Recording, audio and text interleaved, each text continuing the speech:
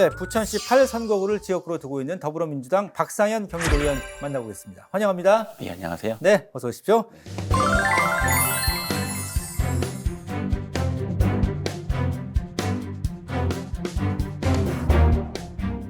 경기도민과 또 부천시 지역구민들에게 인사 말씀 부탁드리겠습니다. 네, 안녕하세요. 경기도 도의회 박상현입니다. 현재 저희 오정동을 지역구로 기반으로 두고 현재 의정활동을 펴고 있습니다. 앞으로도 잘 부탁드리겠습니다. 잠시 지난해 얘기를 좀 해보겠습니다. 기획재정위원회 최우수 위원상을 수상을 또 하셨더라고요. 예. 지난해 의정활동 현재까지는 좀 어떻게 본인 자평하실 수 있을까요? 일단은 동서고금을 막론하고 일단은 사회 규칙과 약속을 만드는 이게 직업이잖아요. 정치라고 하는 것이. 일단 저는 제가 생각하기에 올바르다고 생각하는 일들도 이게 찬성 의견과 반대 의견이 동시에 존재를 하는 거예요. 네. 이제 소위 말해서 이제 협의를 잘해야 되잖아요. 그렇죠. 이 과정이 너무나 힘든 거예요. 네.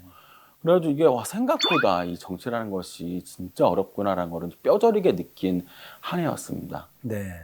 현실 정치 어렵다 말씀하셨는데 네. 그런 조율 과정에서 구체적으로 좀 어떤 부분들이 어려우셨나요? 예를 들어서 일단 횡단보도에 버스 정류장이 있는데 네. 이 간격이 거의 0m에 가까운 거예요. 특히 이제 배달 오토바이 같은 것들이 많이 있으니까 그 추월하는 과정에서 이제 아이들이 나오는 경우 굉장히 위험하니까 이건 문제가 있다. 그래서 이제 옮기려고 했죠. 와, 그걸 옮기는데 저는 모두 다가 찬성할 줄 알았어요. 아이의 안전에 관련된 문제니까. 예. 반대하시는 분들이 계십니다. 왜? 이게 15m를 옮기면 이 버스 정장이 이제 바로 앞에 서게 되는 그 지역 주민이 생기실 거 아니에요. 그렇죠. 예. 소음이 우리 집에서 나오는 것이 싫다. 네. 이게 너무 황당한 경우였어요. 나는 아이들의 안전을 위해서 이걸 옮겨야겠다라고 생각을 했는데 네네. 이게 옮겨지지 않더라고요. 예. 그래서 이제 법이라는 것도 사실은 다양한 입장에서 들여다보면서 좀 제정이 돼야 되는데 그렇지 못한 허점들이 많다 보니 분쟁이 있고 예. 그러다 보니 참 시끄러운 것 같아요. 여러 가지 측면에서. 예. 자, 다양한 활동을 이제 지금까지 쭉 하시고 또 핵심 상임위인 기재위에서도 활동을 하고 계시죠.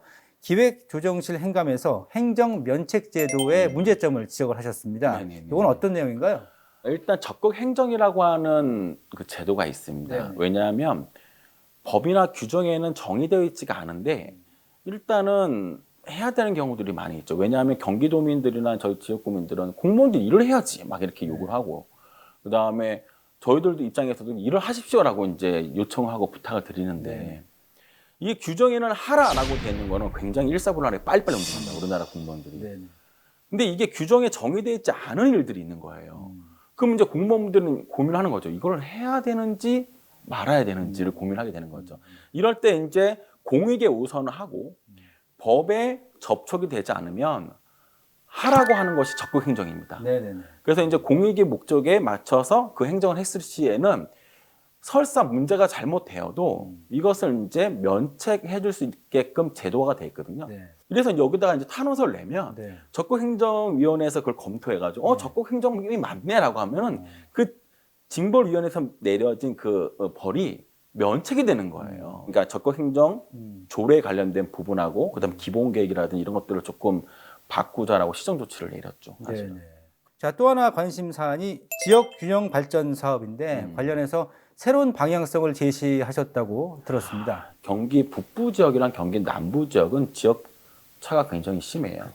산업에 관련된 부분도 그렇고 이제 총 생산 소득이라든지 하여튼 돈을 남부 쪽이 더 많이 버는 거예요. 근데 이런 식으로 이제 지역의 불균형을 해소하라라고 하는 것이 이제 지역 균형 발전 사업인데 이 지역 균형 발전 사업의 목적은 명확합니다.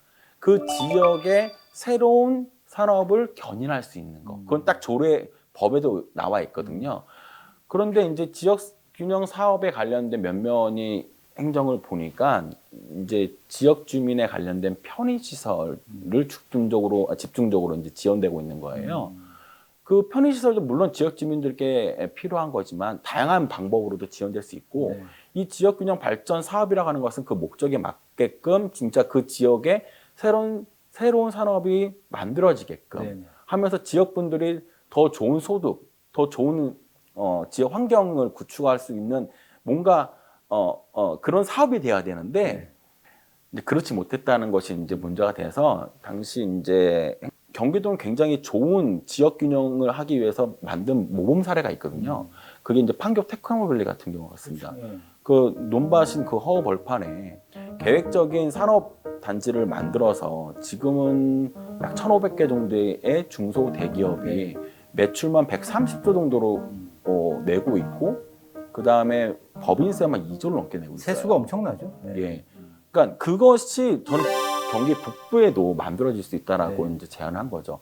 대표적인 거로 이제 양주시를 중심으로 포천, 동두천 같은 경우에는 섬유 기업이 엄청 많이 있습니다. 거의 한 6,000개, 7,000개 정도가 있고 종사자만 한 3만 명 정도 넘거든요. 네. 섬유 의료기기처럼 뭔가 고부가 가치로 갈 수 있는 이제 그런 식으로 조금 방향을 좀 더 확장해야 되지 않겠느냐. 지금 하고 있는 것도 잘하고 있지만 그 새로운 영역, 섬유이지만 좀 더 새로운 영역으로 확대되지 않겠냐라고 하는 것에 대해서 제언을 드렸죠, 당시. 예. 지금 말씀을 쭉 이렇게 들어보면 행정 전문가 같아요. 네. 그런데 원래는 오랜 시간 의생명공학 분야에서 네. 오랫동안 활동을 하셨습니다. 네. 물리학을 원래 전공을 하시면서 예, 의료계까지 이렇게 좀 확장된 그런 공부를 하셨는데 상당히 많은 활동을 하셨던 것 같습니다. 그때 얘기 좀 들어볼까요? 네. 박사학위 자체를 세포에서 나오는 전기 신호를 측정할 수 있는 장비를 개발을 하고 그 신호를 분석하는 걸로 이제 박사를 받았어요. 네. 근데 이제 서울대에서 학위를 마치고 이제 카이스트로 이제 이직을 그러니까 이직이 아니라 이제 첫 직장을 이제 카이스트를 가졌는데 카이스트에서 조금 더 이제 기초학문보다는 이제 실용학문 쪽으로 이제 특화되어 있는 학교다 보니까 그 지식과 기술을 가지고 이제 좀 더 이제 사업화 쪽으로 많이 이제 하게 됐거든요. 네네. 그 가운데서 이제 맞춤심도 진단 시스템이라는 거를 개발을 했습니다. 그러니까 네. 수술 환자는 반드시 마취를 해야 되거든요. 그렇죠. 이럴 때 이제 정신을 이제 잃게 되는 거죠.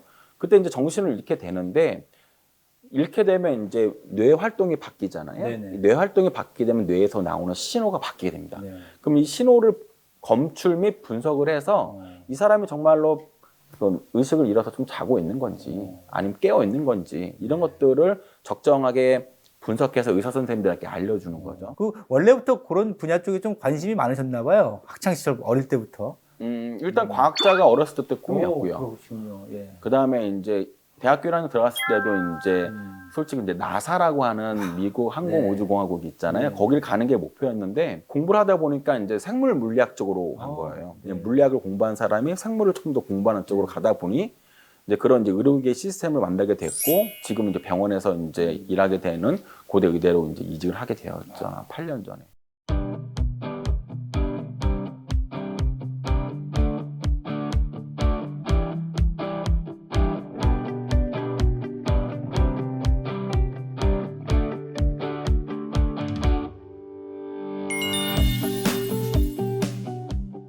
앞으로 부천이 채워가야 할 숙제, 과제, 현안들이 상당히 많이 있을 것 같은데요. 많이 예, 어떤 것들이 있나요? 예.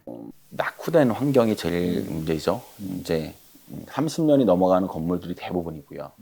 사실 이런 낙후된 공간에 있어서 가장 큰 문제는 사실 공간의 문제입니다. 공간의 부족이죠.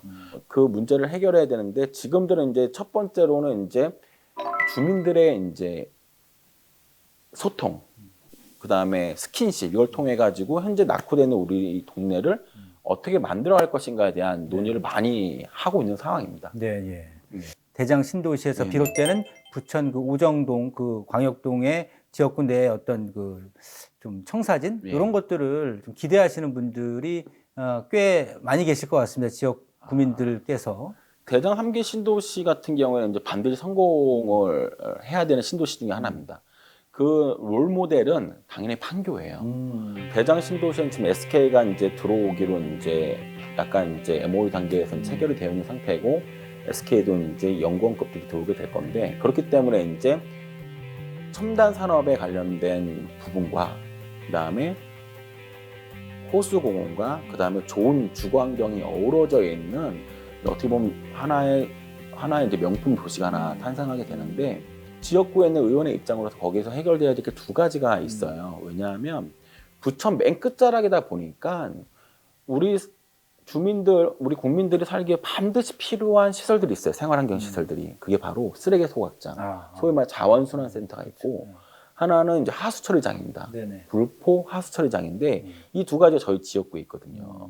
그러니까 이렇듯 대장 신도시 명품 도시로 탄생하기 위해서 이 두 어떻게 보면 필요한 시설이긴 하지만 주민들이 기피하는 시설, 이것들을 지화화를 해서 산뜻하게 만들어서 필요 시설이긴 하지만 지하로 내리는 작업들을 해야 되는데, 실제로 이제 자원순환센터 이런 하수처리장은 사실상 지하로 가는 계획이 세워져 있는데 뭔지 모르지만 지금 이게 자꾸 이게 지연되고 있어요.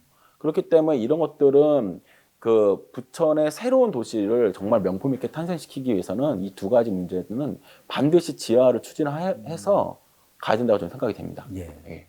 임기가 한 3년 반 좀 덜 남았는데 아직 뭐 갈 길이 멉니다만 지금 뭐 말씀하신 내용이 다 이렇게 앞으로 해결 과제이긴 합니다만 그래도 좀 이것만큼은 꼭 이루고 싶다. 그런 것들 좀 우선순위로 봤을 때 어떤 게 있을까요? 사람들이 살기 좋은 도시로 만드는 게 일단은 제 큰 꿈이에요. 그래서 이제 인구 유입이 가급적이면 많고, 그다음에 이제 젊은 사람들과 노인분들이 함께 어우러질 수 있는 안전하지만 좀 활력 있는 도시. 예를 들어서 이제 홍대 연남동이라든지 종로의 익선동처럼 저희 지역구에 진짜 먹을 거리가 많거든요. 네. 제가 매일 저녁 식사를 저희 지역구에 하는데 매일 합니다. 맛집이 너무 많아요. 가성비가. 그래서 이제 이런 맛집들을 중심으로 해서 산뜻한 도로 정비하고 안전한 보행도로, 그다음 이제 간판들도 좀 잘 정리를 해서 이쁜 도시로 만들어가는 것이 일단 하나가 있고요. 이제 산업 부분 쪽으로 보게 되면 내동 삼정동을 중심으로 이제 전철 계획을 수립을 시키는 게 제 하나의 꿈이고 추진하고 있는 일이고, 거기에 그 계획이 수립됨으로써 많은 기업들, 좋은 기업들과 좋은 인재들이 저희 지역구로 이렇게 유입되게 하는 것이 하나의 또 큰 목표입니다. 뭐 계획을 확실하게 세우고 계시니까 또 앞으로의 의정 활동도 기대를 많이 해보겠습니다. 자, 이제 마무리를 짓겠습니다. 이제 끝으로 경기도민과 지역 구민들에게 앞으로의 각오와 계획 간략하게 한 말씀 부탁드립니다. 일단 초선으로서 열심히 달려온 6개월이었습니다. 저 의원에게 주어진 권한을 100% 활용을 해서 저희 경기도민, 그다음에 저희 오정 지역 지역 주민들을 위해서 정말 열심히 하고 잘하도록 노력하겠습니다. 남은 3년 6개월 동안 어떻게 활동할지 꼭 지켜봐 주셔서 감사하겠습니다.